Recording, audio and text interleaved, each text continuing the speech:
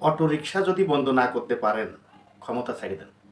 এই ক্ষমতা আপনাদের মতো দলের কোনো প্রয়োজন নেই।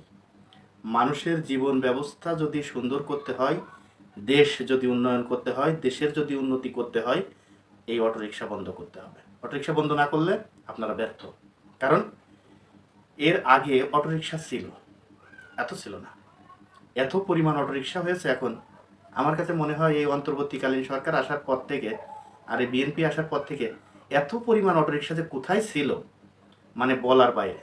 এত অটোরিকশা হয়েছে যে এদের বিরুদ্ধে এখন ব্যবস্থা না নিয়ে উল্টা আবার কি করছেন, অটোরিকশার উপরে কর বসাতে যাচ্ছেন। এতে কি হবে? অটোরিকশার উপরে কর বসালে কি হবে? হয়তোবা সরকারি কোষাগারে যেই রিজার্ভ থাকে ওই রিজার্ভে হয়তোবা কিছু অংশ টাকা বাড়বে। এতে করে দেশের মানুষের মান উন্নয়ন হবে না, হবে না, হবে না।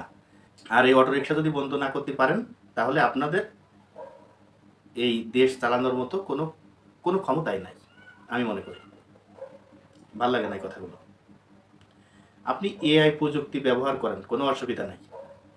আপনি ট্রাফিক ব্যবস্থাকে মানে ডিজিটাল করেন, এতেও অসুবিধা নেই। ট্রাফিক ব্যবস্থাকে আধুনিক করেন, তাতেও সমস্যা নাই। কিন্তু আপনি এআই ক্যামেরা দিয়ে আপনার দেশের বৈধ গাড়ি উপরে মামলা বসাচ্ছেন।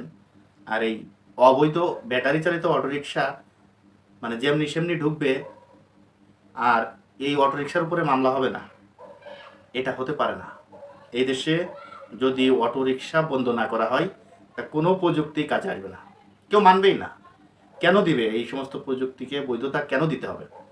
অবৈধ জিনিস আগে বন্ধ করেন, তারপরে আপনি এই এআই বলেন, আপনার ডিজিটাল মামলা বলেন, যাই বলেন সেটা মানুষ মেনে নেবে।